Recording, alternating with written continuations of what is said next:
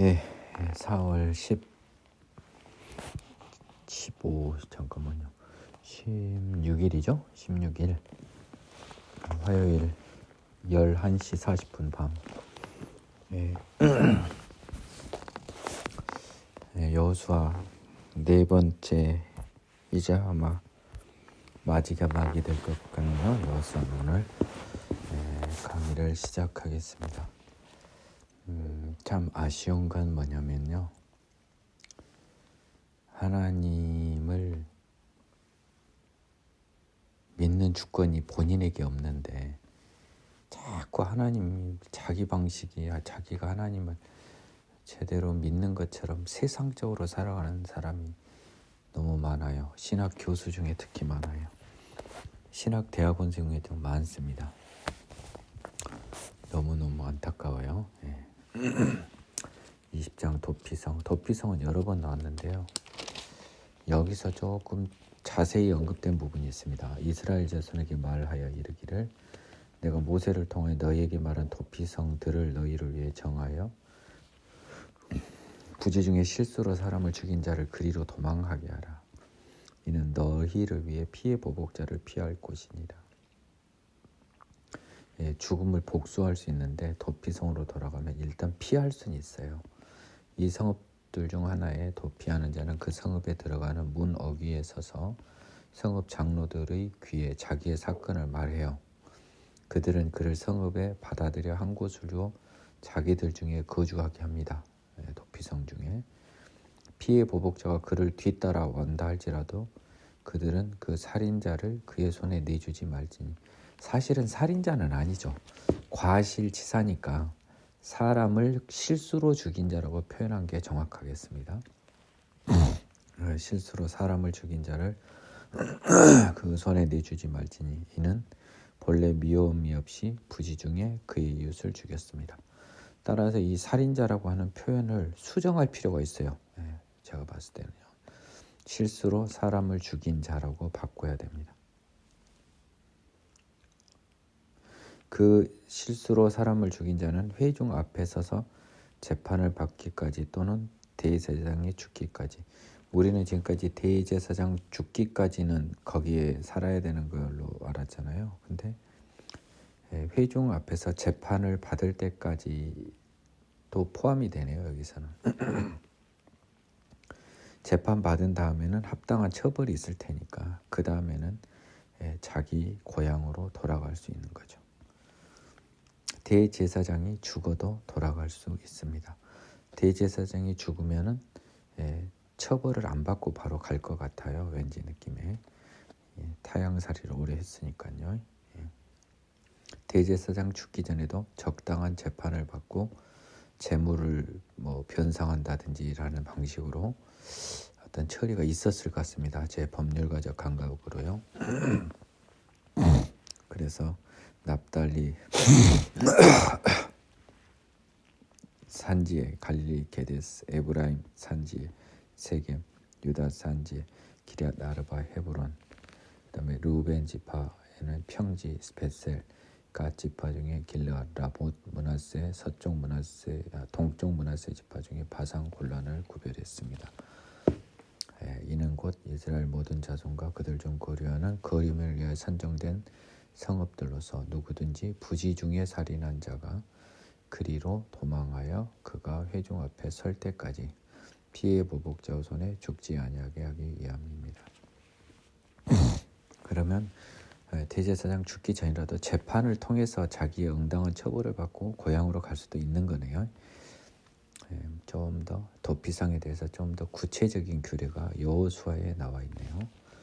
레위 사람의 성읍. 그때 레위 사람 족장들이 제사장 엘르아살과 눈의 아들 여호수아 이스라엘 자손 지파 족장들에게 나와. 이건 다 실로에서 나눌 때 이야기겠죠. 가나안 땅 실로에서 바로 나오네요. 가나안 땅 실로에서 그들에게 말하여 이르되 여호와께서 모세에게 명령하사 우리가 거주할 성읍들과 우리 가축을 위해 그 목초지들을 우리에게 주라 하셨나이다 하매 집하고 가축 키울 초는 주라 했잖아요. 이스라엘 자손이 여호와 명령을 따라 자기의 기업에서 이 성읍들과 목초지를 레위 사람에게 줍니다. 그핫 가족을 위하여는 자 레위 사람 중에요. 제사장 중 고핫 가족이 있었죠. 그핫이라고도 합니다. 제비를 뽑았는데요. 레위 사람 중 제사장 아론의 자손들이죠. 아론이 그핫 후손이잖아요. 그렇죠? 게르손 고핫 무라리. 유다 지파와 시므온 지파 베냐민 중에서 제비 뽑은 대로 13성읍을 받았습니다. 그핫 자손들 중 남은 자는 에브라임 지파의 가족과 단 지파와 므낫세 반 지파 중에 제비 뽑은 대로 13성읍을 받았습니다. 특별한 표현 없이 므낫세라고 하면은 서쪽 므낫세를 의미해요. 조심하십시오. 동쪽은 반드시 표시를 합니다. 게르손 자손들은요. 이사갈 지파 가족들과 아셀 지파와 납달리 지파와 바산에 있는 므낫세 반 지파 이렇게 표현한다고요. 동쪽 므낫세라고 하든지 바산 왕 옥의 영토가 므낫세 반 동쪽 므낫세 반 지파 땅이잖아요. 그래서 바산에 있는 므낫세 반 지파 중에서 제비 뽑은 대로 13성읍을 받았더라. 무라리 자손들은 그 가족대로 르우벤 갓 지파와 스불론 지파 중에서 12성읍을 받았습니다. 여호와께서 모세에게 명령하신 대로 이스라엘 자손이 제비 뽑아 레위 사람에게 준 성읍들과 그 목초지들은 이러하느니라. 유다 자손의 지파와 시므온 자손의 지파 중에는 이 아래 기명한 성읍들을 주었는데 레위 자손 중 그핫 가족들에 속한 아론의 자손이 첫째로 제비 뽑혔으니 아낙의 아버지 아르바의 성읍 유다 산지 기럇 아르바 곧 헤브론과 그 주의 목초지를 아론 자손에게 줬네요. 그 성읍의 밭과 그 촌락들은 여분네 아들 갈렙에게 주어 소유가 되게 하였습니다. 그 참고로 여분네 아들 갈렙은 여러분 유다 지파예요. 저기 아닙니다. 지금 고핫 자손 아니에요. 조심하세요.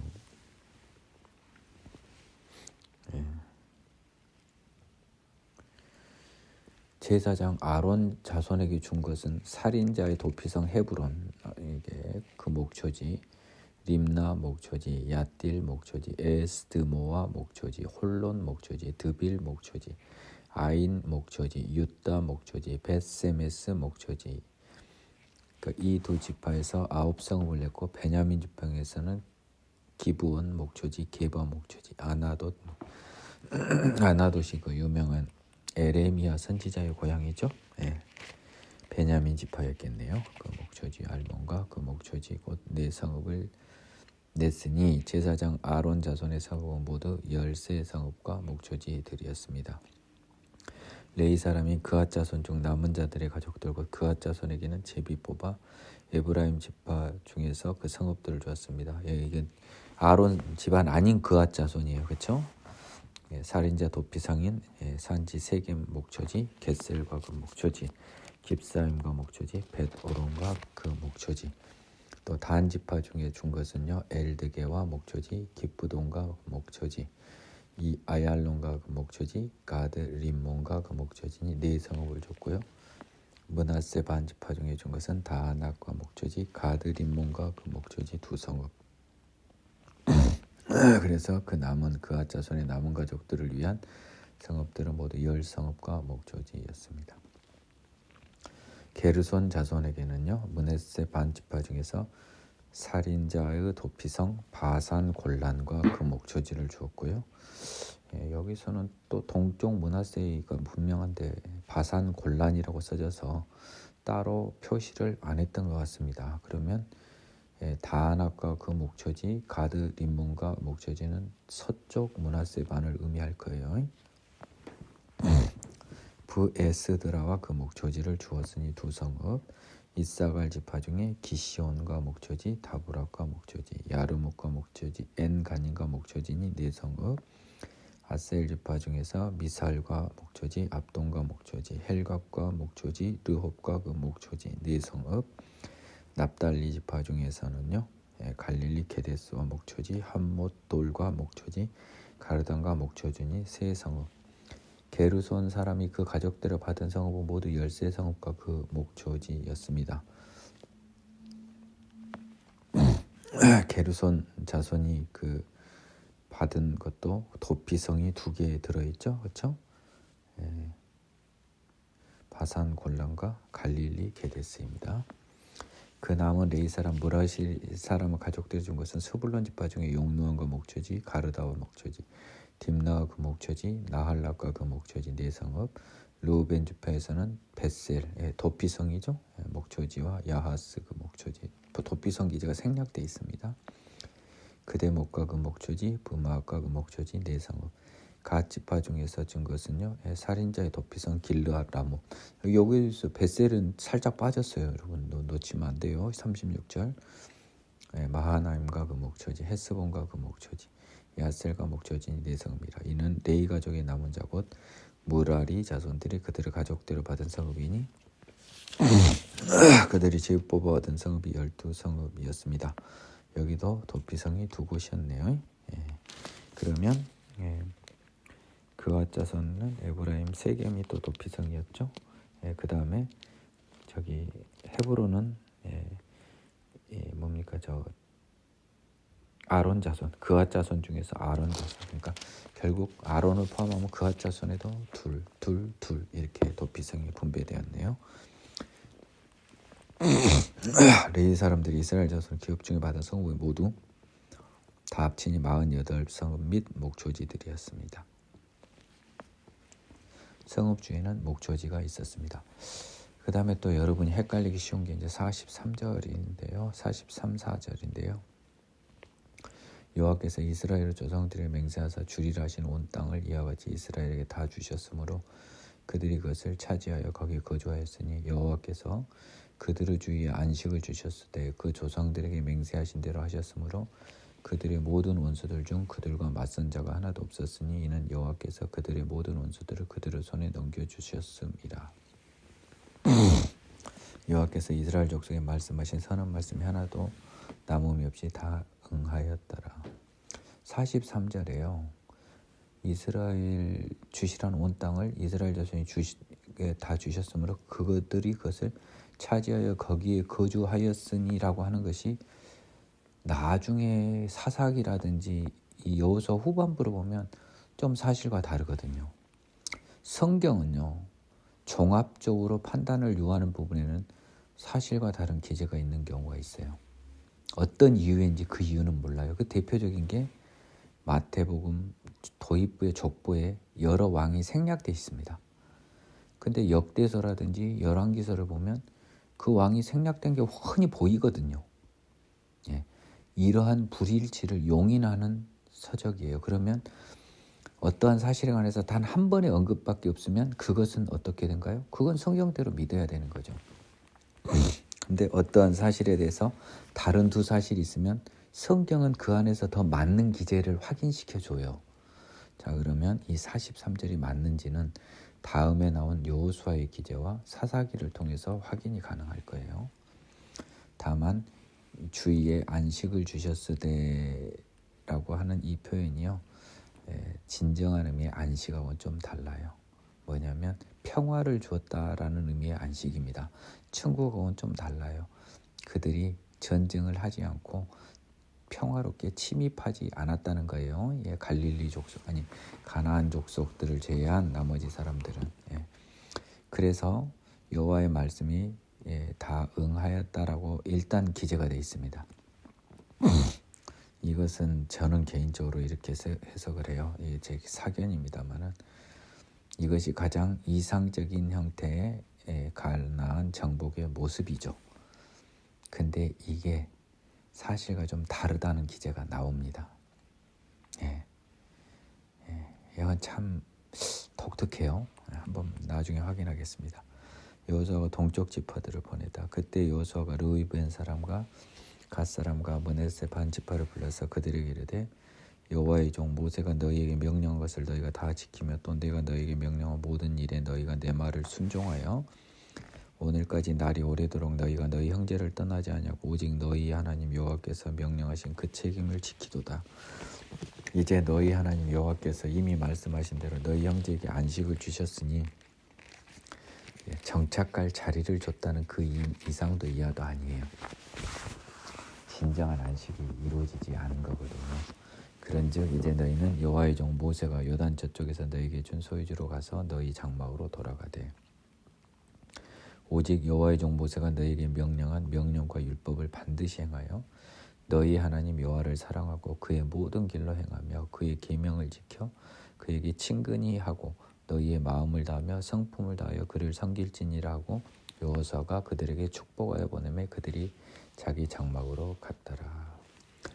이제 동서가 좀 요단으로 분리가 돼서 이 동쪽 두 지파 반이 뭔가 좀 약간 떨어져 있는 느낌이에요. 그래서 여호수아가 이렇게 신신당부를 하고 수고했고 너희들이 약속을 지켰으니까 너희들이 준 땅을 너희가 이제 가라라고 돌려보냅니다. 므낫세 반지파에는 모세가 바산에서 기업을 주었고 그 남은 반지파는 므낫세 반지파 동쪽 므낫세 반지파죠. 모세가 주었고요. 남은 반지파는 여호수아가 건너와서 서쪽에서 그 형제들과 함께 기업을 준 거예요. 여호수아가 그들의 장막으로 돌려보낼 때 그들에게 축복하고 말라에 이르되 너희는 많은 재산과 힘이 많은 가축과 은과 금과 구리와 새와 힘이 많은 의복을 가지고 너희 장막으로 돌아가서 너희 원수들에게 탈취한 것을 너희 형제와 나눌지니라 하매 루벤 갓 므낫세 반지파가 가나안 땅 실로에서 이스라엘 조선을 떠나 여호와께서 모세에게 명령하신 대로 받은 땅 곧 그들 소유 길르앗으로 가니라. 동쪽 지역의 대표적인 도시 지명이 길르앗이었어요. 그러니까 이 르벤 갓 므낫세 지파가 위로부터는 므낫세 갓 르벤, 밑으로부터는 르벤 갓 므낫세니까 그 중앙 지역이 길르앗이거든요. 길르앗은 이 갓 자손의 소유지입니다. 좁은 의미로는요. 그 통상 동쪽을 대표적으로 길르앗이라고 하는 것 같더라고요. 요단가에 제단을 쌓았다. 르우벤 갓 므낫세 반지파가 가나안 땅 요단 언덕에 이르자 거기서 요단가에 제단을 쌓았는데 보기에 큰 제단이었더라. 이스라엘 자손이 들은즉 이르기를 르우벤 갓 므낫세 반지파가 가나안 땅의 맨 앞쪽 요단 언덕과 이스라엘 자손에게 속한 쪽에 제단을 쌓았다 하는지라. 이스라엘 자손이 이를 듣자 곧 이스라엘 자손은 온 회중이 실로에 모여 그들과 싸우러 가려 하니 이스라엘 자손이 제사장 엘르아살의 아들 비느하스를 길르앗 땅으로 보내어 르우벤 갓 므낫세 반지파를 보게 하되 이스라엘 각 지파에서 한 지도자씩 10 지도자들을 그와 함께 하게 하니 그들은 각기 그들의 조상들의 가문의 수령으로서 이스라엘 중 천부장 되리라. 지금 뭔가 얘들이 제단을 쌓아서 뭔 꿍꿍이가 있나 조사하러 싸우려고 갔는데요. 쟤들이 이탈하나라는 거죠. 그래서 비느하스를 보내고요. 그 서쪽의 9지파 반 중에 므낫세도 또 따로 서쪽 므낫세에서 하면 10 지도자들이요. 드디어 길르앗 땅에 왔습니다. 길르앗 땅에 이르러 르우벤 갓 므낫세 반지파에게 나와서 그들에게 말하 이르되 여호와의 온 회중이 말하기를 너희가 어찌하여 이스라엘 하나님께 범죄하여 오늘 여호와를 따르는 데 돌아서서 너희를 위하여 제단을 쌓아 너희가 오늘 여호와를 거역하고자 하느냐. 부월의 죄악으로 말미암아 여호와 회중에 재앙이 내렸으나 오늘까지 우리가 그 죄에서 정결함을 받지 못하였거든. 그 죄악이 우리에게 부족하여서 오늘 너희가 돌이켜 여호와를 따르지 아니하려고 하느냐. 너희가 오늘 여호와를 배역하면 내일은 그가 이스라엘 온 회중에 진노하시리라. 지금 이 사람들은 여호와의 제단이 아닌 다른 별도의 제단, 왜냐하면 지금 실로에가 지금 성막이 있습니다. 근데 또 제단을 쌓았다고 하니까 오해를 한 거죠. 그런데 너희 소유지가 만일 깨끗하지 아니하거든 여호와의 성막이 있는 여호와 소유지로 건너와 우리 중에 소유지를 나누어 가질 것이라. 그러니까 너희 동쪽이 불만이 있으면 찝찝하면 차라리 우리한테 와서 나누어 줄게. 이리 와라. 오직 우리 하나님 여호와 제단에 다른 제단을 쌓음으로 여호와를 거역하지 말며 우리에게도 거역하지 말라. 얘들이 이제 그 바알 부올의 사건으로 워낙 심하게 당해버려가지고 이때까지는 예민했습니다.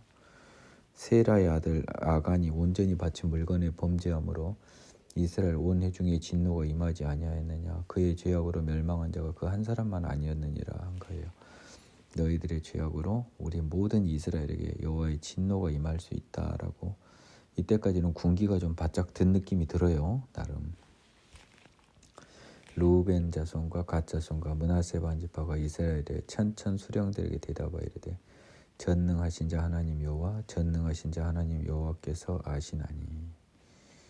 자신이 있으니까 두 번이나 말했네요. 속을 다하는 하나님이 아시나니 이스라엘도 장차 알리라. 떳떳하니까 이 말을 한 거예요. 이 일이 만일 여호와를 거역함이거나 범죄함이거든 주께서는 오늘 우리를 구원하지 마시옵소서. 우리가 제단을 쌓은 것이 돌이켜 여호와를 따르지 아니하려 함이거나 또는 그이에 번제나 소제를 드리려 함이거나 또는 화목제물을 드리려 함이거든 여호와는 친히 벌하시옵소서. 제단을 쌓으면 번제나 소제나 화목제를 드리려고 한 걸로 지금 오해할 수 있잖아요. 그렇죠? 근데 항상 여호와께서 이름을 두실 곳에서만 제사를 하라 그랬으니까 다른 곳에 제단을 쌓았다는 것 자체가 여호와를 이에 다른 신을 섬기려는 걸로 나머지 지파들이 오해할 수가 있는 거죠. 우리가 목적이 있어서 주의하고 이같이 하였노라고 생각하기를 후일에 너희 자손이 우리 자손에게 말하여 이르기를 너희가 이스라엘 하나님 여호와 무슨 상관이 있느냐. 너희 루벤 갓 자손아 여호와께서 우리와 너희 사이에 요단으로 경계를 삼으셨나니 너희는 여호와께 받을 분깃이 없느니라야 너희 자손이 우리 자손에게 여호와 경외하기를 그치게 할까 하여. 자 봐보세요. 이 적어도 요단이 큰 강은 아니지만 요단강을 기준으로 동과서는 의미가 굉장히 컸어요. 그래서 아까 여호수아가 신신당부한 장면이 나왔죠. 그러면 나중에 요단 서쪽의 자손들이 지역차별처럼 저것들은 여호와의 자손이 아니다라고 해서 우리를 무시해버리면 우리가 여호와로부터 떨어지는 거 아니냔 말이죠. 우리 자손이 여호와 경외하기를 그치게 할까요? 우리가 말하기를 우리가 이제 한 제단 쌓기를 준비하자 하였나니 이는 번제를 위함도 아니요 다른 제사를 위함도 아니라는 겁니다. 이런 번제나 제사를 위해서 다른 제단을 쌓으면 하나님을 배신한 행위죠. 하나님의 율법에 반한 거죠. 여호와의 이름을 들 것, 그 제물을 드릴 곳은 한 곳이어야 되는 겁니다. 우리가 여호와 앞에서 우리 번제와 우리 다른 제사와 우리의 화목제를 섬기는 것을 우리와 너희 사이에 우리와 너희 사이와 우리 후대 사이에 증거가 되게 할 뿐으로 너희 자손들이 후일에 우리 자손들에게 이르기를 너희는 여호와께 받을 분깃이 없다 하지 못하게 하려 함이라.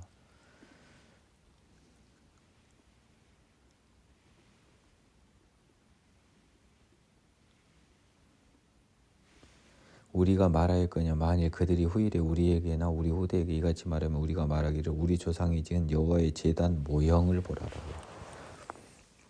이는 번제를 위한 것도 아니요 다른 제사를 위한 것도 아니요 오직 우리와 너희 사이에 증거만 되게 할 뿐이라. 제단의 모형만 만든 거죠. 제사를 위한 게 아니고 이 제단의 모형을 통해서 뭡니까? 우리가 번제나 소제나 다른 우리도 이 동쪽 두 지파 반도 이 두 지파가 모형을 만들어 놓고 지금 갔어요. 우리도 여호와의 자손이라는 거예요. 우리가 번제나 소제나 다른 제사를 위하여 우리 하나님 여호와의 성막 앞에 있는 제단 외에 제단을 쌓음으로 여호와를 거역하고 오늘 여호와를 따르는데 돌아서려는 것은 결단코 아니라 하니라. 그 느낌은 좀 그래요. 뭐냐면 이제 이 사람들은 제일 가까운 곳이 요단이잖아요. 그리고 요단 끝에다 지금 쌓았어요. 요단 그 건너편 이제 동쪽에서 요단강을 건너서 막 가자마자 이 제단이 있는 거예요. 그러면 나머지 9지파 반 기준으로는 자기 나라 끝털이에요. 거기가 요단 쪽이니까 동쪽이죠. 그쪽 기준은 동쪽 끝에 이 제단이 뭐냐 그러면 이렇게 이야기할 거 아닙니까? 동쪽 저 오랑캐 녀석들은 우리 이스라엘 자손이 아니야라고 할 수도 있지만 이 사람들이 서쪽 전쟁을 다 마쳐서 도와주고 가다가 이 제단을 쌓은 거잖아요. 자기 할 일 다 하고 하나님을 위한 전쟁 다 하고 모범을 보이고 요단을 건너기 전에 요단 그 서쪽에 요단강 건너편 서쪽에 제단의 모형을 만든 거예요. 이 모형은 우리가 만들었어요. 누구? 루벤 갓 므낫세 반집하고 만들었는데 왜 우리가 하나님의 자손으로서 하나님의 일을 온전히 마치고 이제 요단 동쪽으로 넘어가는데 우리 역시 하나님의 자녀들이다. 우리도 하나님의 자손이다. 그러니 너희 서쪽 지파들아 우리를 무시하지 말고 항상 뭔 일이 있거든 우리랑 상의해라 라는 취지로 지금 이걸 설치하고 간 거예요. 지금 그 말입니다. 제사를 드리려고 한 게 아니라는 거예요. 그래서 제단 모형을 만든 거예요. 제사를 위한 게 전혀 아니었습니다. 증거만 되게 한 거예요. 제사장 비느하스와 그와 대제사장은 엘르아살이었지만 그 동생 비느하스도 제사장이죠. 그와 함께한 회중 지도자들이 엘르아살의 아들이 비느하스네요. 아들이죠. 그와 함께 한 회중의 지도자들 곧 이스라엘과 천천의 수령들이 루벤 갓 므낫세 자손의 말을 듣고 좋게 여긴지라. 엘르아살의 아들 비느하스가 루벤 갓 므낫세 자손에게 이르되 우리가 오늘 여호와께서 우리 중에 계신 줄을 아노니 이는 너희가 이 죄를 여호와께 범하지 아니하였음이라.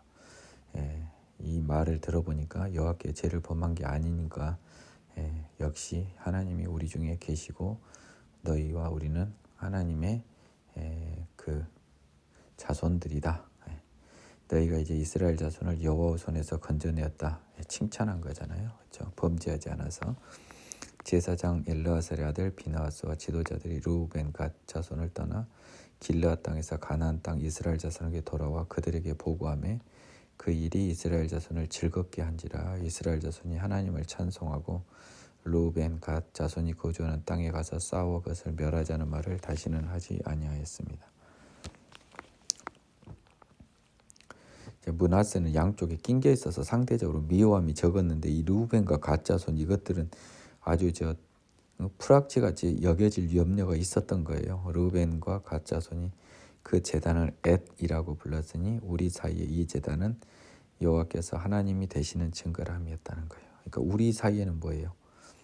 동쪽 지파와 서쪽 지파 사이에 이 제단이 여호와께서 공통되는 하나님이라는 증거라는 거예요. 제가 아까 말했잖아요. 그 의미라는 거죠. 동쪽 얘들을 무시할까봐 이거 만들어 놓고. 왜냐하면 왜 거기다 만들었겠어요? 우리가 땅 먼저 받고 진짜 처자식 남겨놓고 너희들 땅 전쟁 얻을 때 뭐 혀 빠지게 쇠 빠지게 고생을 해서 엄청 고생해서 우리 할 일 다 하고 이 동쪽으로 넘어갔으니까 너희들 우리를 무시하지 말라 하고 지금 제단을 쌓고 간 거잖아요. 여호수아의 마지막 말. 여호와께서 주위의 모든 원수들로부터 이스라엘을 쉬게 하신 지 오랜 후에 여호수아가 나이가 많아 늙었습니다. 여호수아가 온 이스라엘 곧 그들의 장로들과 수령들과 재판장들과 관리들을 불러다가 그들에게 이르되 나는 나이가 많아 늙었도다. 너희 하나님 여호와께서 너희를 위하여 이 모든 나라에 행하신 일을 너희가 다 보았거니와 너희 하나님 여호와 그는 너희를 위하여 싸우신 이시니라. 보라 내가 요단에서부터 해지는 쪽 대해까지 남아있는 나라들과 이미 멸한 나라들을 내가 너희를 위하여 제비 뽑아 너희의 지파에게 기업이 되게 하였느니라. 여기서 뭐죠? 남아있는 나라들이라고 분명히 표현해놨습니다. 아직 못 정복한 데가 있는 거예요. 그러니까 이미 멸한 모든 나라라고 했잖아요. 대비가 되는 거잖아요. 일단 제비 뽑아서 다 기업이 되게 하였습니다. 너희 하나님 여호와 그가 너희 앞에서 그들을 쫓아내사 너희 목전에서 그들을 떠나게 하시리라 라고 미래형으로 돼 있죠. 아직 다 쫓아내지 못했다. 제가 아까 뭐라 그랬어요? 21장 43절과 이건 다르잖아요. 그러면 분위기 파악의 몫은 누구다? 여러분의 몫이다. 그러므로 너희는 크게 힘써. 너희 하나님 여호와께서 너희에게 말씀하신 대로 너희가 그 땅을 차지할 것입니다. 미래형으로 돼 있죠. 그러므로 너희는 크게 힘써 모세의 율법책에 기록된 것을 다 지켜 행하라. 똑같은 부탁하는 거예요. 근데 이게 쉽지 않은 거죠. 그것을 떠나 좌로나 우로나 치우치지 말라. 너희 중에 남아있는 이 민족들 중에 들어가지 말라. 이 율법책에 기록된 거지. 여러분들이 지금 뭐 하나님 사랑, 이웃 사랑 다 좋아요. 근데 10번째 계명은 어떨 건데요? 그것도 지켜야 되는 거예요. 그러니까 이 여호수아나 모세나 이 사람들은 어떻게 보면 형식적인 그 율법 있지 않습니까? 9계명, 9개까지의 중심을 뒀을지 몰라요. 어떻게 보면 이 말을 한 여호수아도 10번째 계명의 의미를 잘 몰랐을 수 있는 거예요. 그것을 알고 있는 사람은 누구였어요? 하나님은 알고 있었죠. 알고 계셨죠. 예, 그리고 그걸 뒤늦게 안 사람이 누가 있어요? 예, 우리의 바울 선생님이셨죠. 너희 중에 남아있는 이 민족들 중에 들어가지 말라. 그들의 신들의 이름을 부르지 말라. 그것들을 가리켜 맹세하지 말라. 또 그것을 섬겨서 그것들에게 절하지 말라. 오직 너희 하나님 여호와께 가까이 하기를 오늘까지 행한 것 같이 하라. 신신당부를 합니다. 이방신 섬기지 말라고. 이는 여호와께서 강대한 나라들을 너희 앞에서 쫓아내셨으므로 오늘까지 너희에게 맞선 자가 하나도 없었느니라.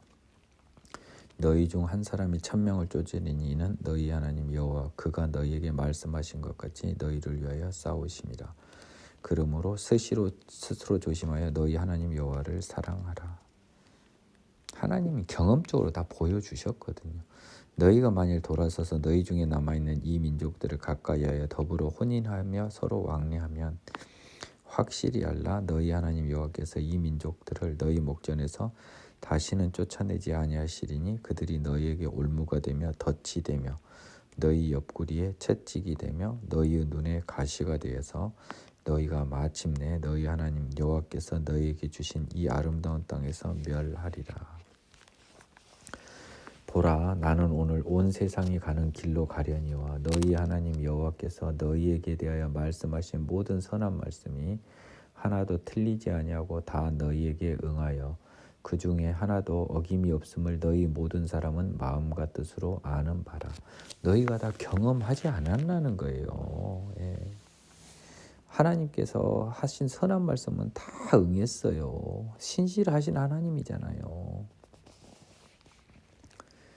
너희 하나님 여호와께서 너희에게 하신 모든 선한 말씀이 너희에게 임한 것 같이 이 다음이 무섭죠. 여호와께서 모든 불길한 말씀도 너희에게 임하게 하사 너희 하나님 여호와께서 너희에게 주신 이 아름다운 땅에서 너희를 멸절하기까지 하실 것이라. 만일 안 지키면요. 만일 너희가 너희 하나님 여호와께서 너희에게 명령하신 언약을 범하고 가서 다른 신들을 섬겨 그들에게 절하면 여호와의 진노가 너희에게 미치리니 너희에게 주신 아름다운 땅에서 너희가 속히 멸망하리라 하니라. 여호수아가 세겜에 모인 백성에게 이르다. 이제 장소가요. 자, 길갈 실로였습니다. 그렇죠? 이제 땅 나누고 다 회의하고 저기 루벤 갓 므낫세 반지파가 떠난 것도 실로에서 떠났어요. 자, 이제 세겜이라는 도시가 등장합니다. 예루살렘 북쪽 62km 지점에 있는 에브라임 지파에 있는 성읍입니다. 여호수아가 이스라엘 모든 지파를 세겜에 모으고요. 참고로 여호수아는 에브라임 지파 사람이었죠. 그렇죠? 여러분 민수기 13장. 자, 에브라임 지파 정탐꾼 누군가 한번 볼까요? 눈의 아들 호세아. 그가 바로 여호수아입니다. 자기 고향인 세겜에 모으고 이스라엘 장로들과 그들의 수령들과 재판장들과 관리들을 부르며 간부들을 부른 거예요. 그들이 하나님 앞에 나와 섰습니다. 어디서요? 세겜에서요. 시간을 좀 보겠습니다. 아주 많이는 안 지났네요. 여호수아가 모든 백성에게 이르되 이스라엘 하나님 여호와께서 이같이 말씀하시기를 옛적에 너희의 조상들 곧 아브라함의 아버지 나홀의 아버지 데라가 강 저쪽에 거주하여 다른 신들을 섬겼으나 라고 이야기했습니다. 저쪽 데라는 나홀까지 포함하면 갈대와 우르입니다. 그렇죠? 내가 너희 조상 아브라함을 강 저쪽에 이끌어내어 가나안 온 땅에 두루 행하게 하고 그의 씨를 번성하게 하려고 그에게 이삭을 주었으며. 지금 거의 하나님의 말씀이네요. 느낌의 말씀 자체가 하나님이 여호수아 입을 빌어서 하신 말씀 같아요. 딱 보니까 여호수아 말 수준이 달라요. 이삭에게는 야곱과 에서를 주었고 에서에게는 세일산을 소유로 주었으나 야곱과 그의 자손들은 애굽으로 내려갔죠. 더 번성시키려고요. 내가 모세와 아론을 보내었고요. 또 애굽에 재앙을 내렸나니 곧 내가 그들 가운데 행한 것과 같고 그 후에 너희를 인도하여 내었노라. 지금 보니까 이 내용이 뭡니까? 아브라함에서부터 이스라엘 민족을 출애굽시켜 여기까지 내려온 내력을 지금 요약하는 느낌이 싹 오죠. 내가 너희의 조상들을 애굽에서 인도하여 내어 바다에 이르게 한즉 애굽 사람들이 병구와 마병을 거느리고 너희 조상들을 홍해까지 쫓아왔죠. 너희의 조상들이 나 여호와께 부르짖기로 내가 너희와 애굽 사람들 사이에 흑암을 두고 바다를 이끌어 그들을 덮었습니다. 내가 애굽에서 행한 일을 너희의 눈이 보았으며 또 너희가 많은 날을 광야에서 거주하였느니라. 내가 또 너희를 인도하여 요단 저쪽에 거주하는 아모리 족속의 땅으로 들어가게 하며 그들이 너희와 싸우기로 내가 그들을 너희 손에 넘겨주매 너희가 그 땅을 점령하였고 나는 그들을 너희 앞에서 멸절시켰습니다. 하나님이 하신 전쟁이었죠. 시온과 옥에 대한 전쟁. 또 모압 왕 십볼의 아들 발락이 일어나 이스라엘과 싸우더니 사람을 보내어 부올의 아들 발람을 불러다 너희를 저주하게 하려 하였으나 발락하고 싸우지는 않았어요. 근데 얘들이 이제 이스라엘과 적대적 관계에서 발람을 불러 저주하게 하였으나 내가 발람을 위해 듣기를 원하지 아니하였으므로 그가 오히려 너희를 축복하였고. 여기에 잠깐 하나님의 말씀이거든요.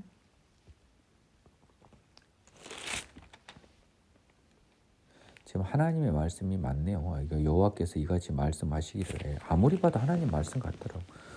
자, 그 발람을 위해 듣기를 원하지 아니하나 발람을 위해 듣는 발람의 원을 들어주길 원하지 않았다는 거죠. 그래서 좀 저주를 하고 싶었나 봐요. 하나님께 이야기를 했나 봐요. 근데 도대체 발람과 하나님의 연결고리는 모르겠다는 거예요. 그래서 그가 오히려 발락의 뜻에 반해서 너희를 축복하였고 나는 너희를 그의 손에서 건져내었습니다. 도대체 이 발람이란 존재가 나는 너무너무 이해가 안 가요. 아직도. 뭔데 지가 축복하고 저주한단 말이에요. 도대체가. 너희가 요단을 건너 여리고에 이른즉 여리고의 증민들 곧 아모리 족속과 브리스, 가나안, 헷, 기르가스, 히, 여부스 족속이 너희와 싸우기로 내가 그들을 너희의 손에 넘겨주었으며 내가 왕벌을 너희 앞에 보내어 그 아모리 족속의 두 왕을 너희 앞에 쫓아내게 하였나니 너희의 칼이나 너희의 활로서 이같이 한 것이 아니며. 그러니까 가나안 점령에서 특히 또 아모리 왕 시온과 바산 왕 옥은 하나님이 다 전쟁하신 거죠.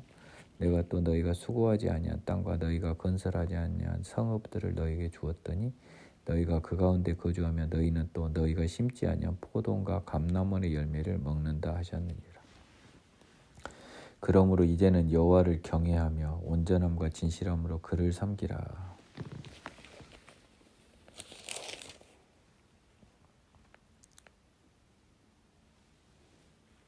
지금 여기까지는 14절은 두루마리가 바뀌었습니다. 하나님의 말씀이 끝나고요. 여호수아의 말 같아요.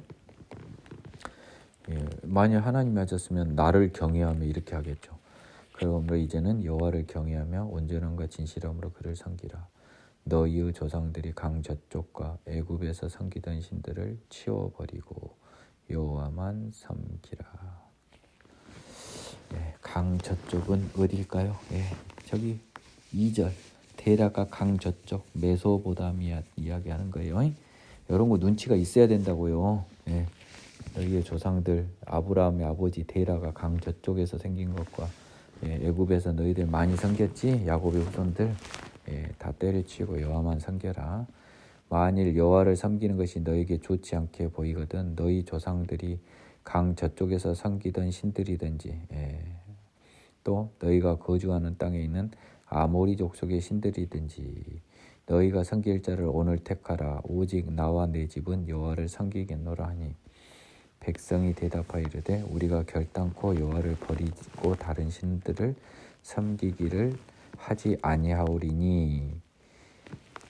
예, 다 이렇게 맹세했네요. 이는 우리 하나님 여호와께서 친히 우리와 우리 조상들을 인도하여 애굽 땅 종되었던 집에서 올라오게 하시고 우리 목전에서 그 큰 이적들을 행하시고 우리가 행한 모든 길과 우리가 지나온 모든 백성들 중에서 우리를 보호하셨음이며 여호와께서 또 모든 백성들과 이 땅에 거주하던 아모리 족속을 우리 앞에서 쫓아내셨음이라.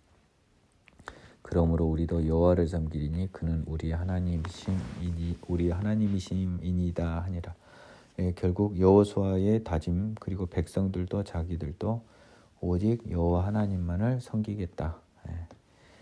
애굽 땅에서 우리를 건져내셨고 많은 이적을 행하신 우리 하나님을 우리가 어찌 버릴 수 있겠습니까? 여호수아가 백성에게 이르되 너희가 여호와를 능히 섬기지 못할 것은 그는 거룩하신 하나님이시여 질투하시는 하나님이시니 너희의 잘못과 죄들을 사하지 아니하실 것이니라. 이것도 좀 번역이 잘못된 것 같아요. 제가 한번 봐볼게요.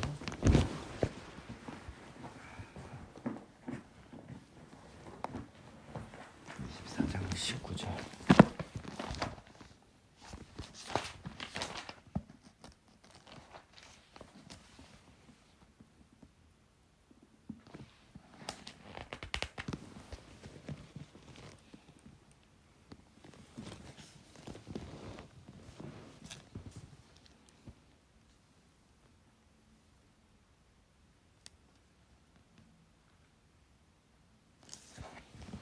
영어에서도 캔낫이라는 것을 해서 쉽게 못할 것이다 라고 했는데요.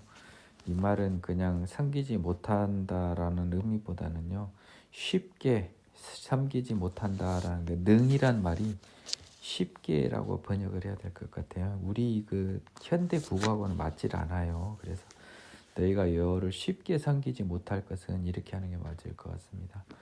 그는 거룩하신 하나님이요 질투하신 하나님이시니 잘못과 죄들을 사하지 않으니까 함부로 섬기지 못하고 조심해서 최선을 다해서 섬겨라 이 말입니다. 만일 너희가 여호와를 버리고 이방 신들을 섬기면 너희에게 복을 내리신 후에라도 돌이켜 너희에게 재앙을 내리시고 너희를 멸하시리라 하니 백성이 여호수아에게 말하되 아니니다 우리가 여호와를 섬기겠나이다 하는지라. 여호수아가 백성이 이르되 너희가 여호와를 택하고 그를 섬기리라 하였으니 스스로 증인이 되었느니라 하니 그들이 이르되 우리가 증인이 되었나이다 하더라. 세겜 땅에서의 맹세입니다.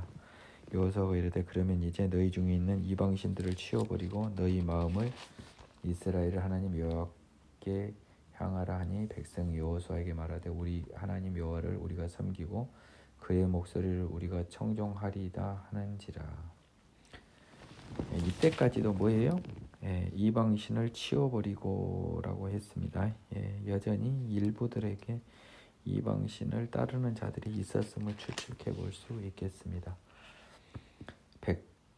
그날에 여호수아가 세겜에서 백성과 더불어 언약을 맺고 그들을 위하여 율례와 법도를 제정하였더라. 굳이 따르면 이 세겜 언약은 그 또 어설픈 언약이 또 하나 또 나왔네요. 모압 언약도 있었고요. 시내산 언약도 있었고요. 상대적으로 이거는 여호수아가 하나님을 대신해서 언약을 맺은 거네요. 그들을 위하여 율례와 법도를 제정하였더라. 여호수아가 이 모든 말씀을 하나님의 율법책에 기록하고요. 모세도 기록했죠. 여호수아도 기록했죠. 벌써 율법책이 2권이네요. 최소한. 큰 돌을 가져다 거기 여호와의 성소 곁에 있는 상수리 나무 아래 세우니. 지금 실로에 있는 걸로 알고 있는데요. 여호와의 실로하고 세겜이 가까운가 봅니다. 느낌이에요. 모든 백성에게 아뢰되 보라 이 돌이 우리에게 증거가 되리니 이는 여호와께서 우리에게 하신 모든 말씀을 이 돌이 들었다는 겁니다.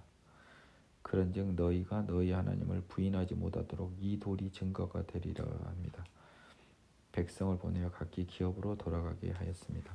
그러면 이 백성들이 움직인 장소를 보세요. 모세랑 저기 뭡니까? 시딤 골짜기까지는 모압 평지에 있었다가요. 거기서 여호수아가 이끌고 강을 건너 길갈의 진영이 있었죠. 그러다 땅을 분배할 때쯤 실로로 옮겼죠.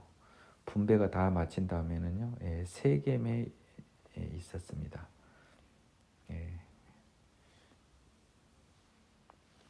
그래서 세겜에서 이 9지파 반이 돌아간 거죠. 이게 뭐 에브라임 지파는 저그 땅이니까 그대로 있었겠죠. 이 일 후에 여호와의 종 눈의 아들 여호수아가 110세에 죽었습니다. 그들이 그를 그의 기업 경내 딥낫세라에 장사했으니 딥낫세라는 에브라임 산지 가하스산 북쪽이었습니다. 에브라임 지파니까요. 이스라엘이 여호수아가 사는 날 동안과 여호수아 뒤에 생존한 장로들 곧 여호와께서 이스라엘을 위하여 행하신 모든 일을 아는 자들이 사는 날 동안 여호와를 섬겼더라고 이야기합니다. 여호수아는 죽었지만 생존한 장로들이 하나님이 이스라엘을 위하여서 애굽과 광야와 가나안 정복 땅 과정에서 행하신 모든 일을 아는 자들이 사는 날 동안 여호와를 섬겼더라. 눈으로 못 본 사람들은 안 섬겼더라. 눈으로밖에 안 보는 거예요, 인간은. 그것도 온전히 섬긴 게 아니죠. 지금 성령이 빠진 상태에서 하느님을 어떻게 섬깁니까? 여러분은 이 반문을 할 수 있어야 된다고요. 성령이 없이 여호와를 어떻게 제대로 섬겨요? 이 반문을 할 수 있어야 된다고요.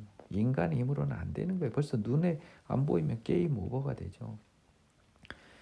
또 이스라엘 자손이 애굽에서 가져온 요셉의 뼈를 이제사 장사합니다. 다 완성하고요. 시사하는 바가 큽니다. 오자마자 묻은 게 아니에요. 헤브론에다 묻은 것도 아니에요. 세겜 땅에 장사했습니다. 그래서 결국 이 요셉의 뼈를 묻기 위해서 세겜에 왔다라는 소리가 되네요. 야곱이 베크시타를 주고 세겜의 아버지 하모르 자손들에게 산 밭인데 그것이 요셉 자손의 기업이 됐죠. 요셉 자손 누구? 에브라임의 기업이 됐네요. 이것 때문에 세겜이 에브라임 땅이 되어야 또 했겠네요. 또 여러분 주의하시죠. 야곱이 세겜의 아버지 하몰에게 산 그 이 밭을 사고 나서 세겜과 그 아버지 하몰의 그 부족들에게 행한 레이와 시므온의 그 야만적인 복수, 그곳에서 이 언약을 맺었네요. 그리고 요셉은 아마 여기다가 장사를 해달라고 유언을 했나 봐요. 가나안 땅 중에서 자기 그 세겜 땅에 그 헤브론의 막벨라굴이 아니에요. 유일합니다. 거의 대부분이 다 막벨라굴의 장사가 됐는데요. 헤브론에 아론의 아들 엘르아살도 죽으니까요. 비느하스가 에브라임 산지에서 받은 산에 장사하였습니다. 비느하스도 에브라임에서 장사가 됐네요. 에브라임 경내에서요. 이렇게 해서 엘르아살, 여호수아까지 죽었습니다. 이렇게 해서 그 여호수아가 마무리가 됐습니다. 여호수아는요 역사서이긴 하지만 약간 모세오경과도 굉장히 그 친숙한 성경이죠. 여러분들도 잘 아시겠지만 그러기 때문에 이 그 역사서로 넘어가는 전 단계에서 굉장히 중요한 성경이긴 해요. 모세오경하고 약간 색깔은 비슷해요. 비슷해요. 그래서 모세오경 범주에 넣고 싶지만 여러분 왜 여호수아가 모세오경에서 빠졌을까요? 모세육경 뭐 비슷한 느낌처럼 여호수아와 모세는요 유대인들에게 하늘과 땅 차이일 것 같아요. 하늘과 땅 차이일 것 같다니까요. 모세는 보통 사람이 아니에요. 이제 이 여호수아를 지나면요 여호수아를 통해서 여호수아 마지막 장에 나왔던 것처럼 여호수아가 생존한 날과 그 뒤에 여호수아 뒤에 생존한 장로들 곧 여호와께서 이스라엘 여행하신 모든 일을 아는 자들이 사는 날 동안 여호와를 섬겼더라. 사는 날 동안에다 만이라는 조사를 넣는 게 더 정확할 수도 있어요. 동안만처럼 이 동안만 여호와를 섬겼더라. 그러면 이제 슬슬 여호와를 떠나는 게 예정이 돼 있죠. 여러분 보세요. 여호수아에 의한 가나안 정복 안식이 제대로 주어졌나요? 제대로 주어진 안식인데 이들이 사는 날 동안만 여호와를 섬겼나요? 가나안 족속을 온전히 멸하지도 못하였죠. 땅은 나눴지만 다 차지도 못했죠. 제가 말했어요. 저쪽 서로 다른 기제가 있으면 여러분들이 성경을 종합적으로 해석해서 봐야 된다 그랬죠. 따라서 여호수아 21장 43절의 말씀이 선언적인 기제고 현실은 그렇지 않았다는 것을 성경 기자는 명백히 증언하고 있어요. 이건 43절 21장 43절은 하나님께서 원하셨던 그림인데 이걸 못 지켰다고 지금 쓰고 있는 거라고요. 여호수아서 자체에서도 나중에 사사기에서도 재확인을 합니다.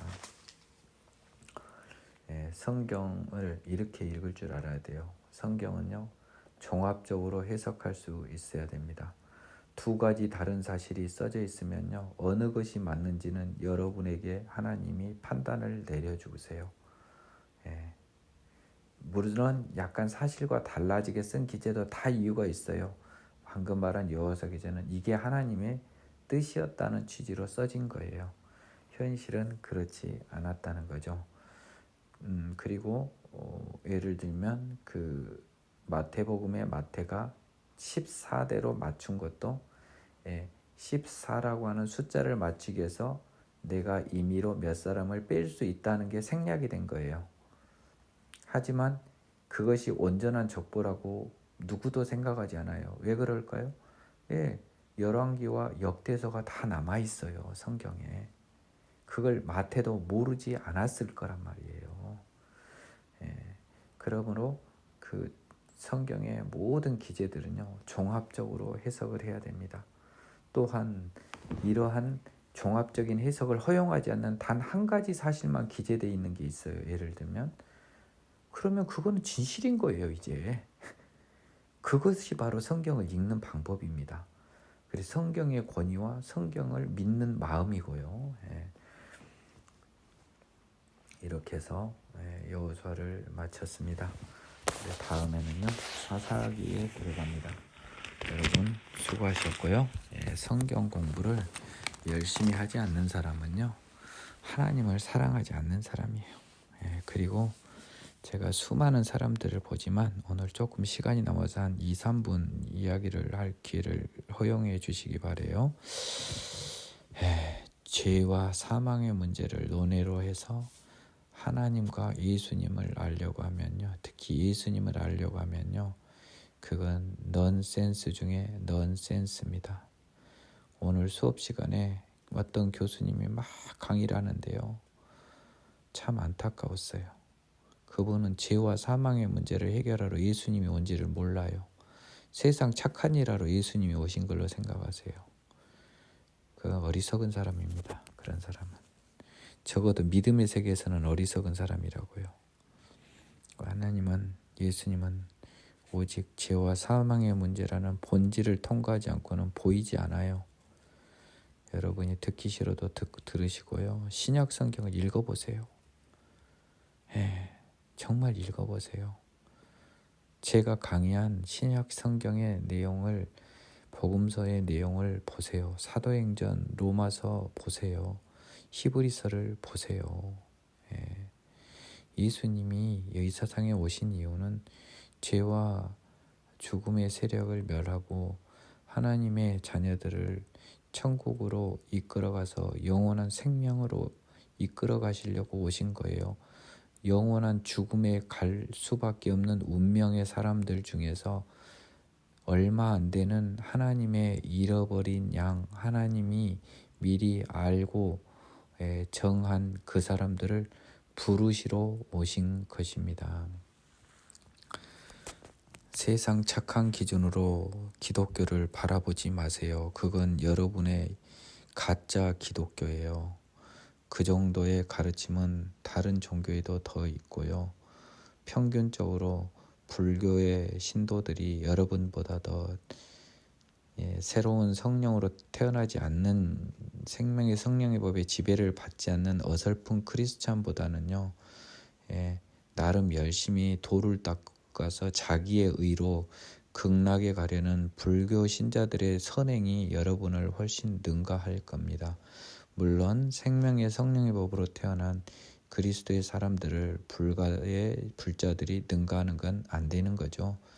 왜요? 그들은 사람의 힘으로 살아가지만 생명의 성령의 법을 받은 사람들은 하나님의 힘으로 살아가니까 경쟁 자체가 의미가 없어요. 게임이 되지 않아요.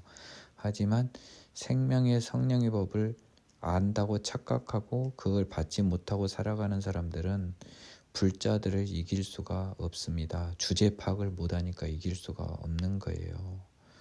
여러분, 부디 생명의 성령의 법이 무엇인지, 회개가 무엇인지, 죄가 무엇인지, 무엇이 생명의 성령의 법인지, 변하여 새 사람이 된다는 것은 무엇인지, 죄를 우리가 결국은 이겨야만 한다, 이길 수 있다라고 하는 이 외침을 여러분이 심각하게 받아들이는 그런 하루가 되기를 기원합니다. 수고하셨습니다.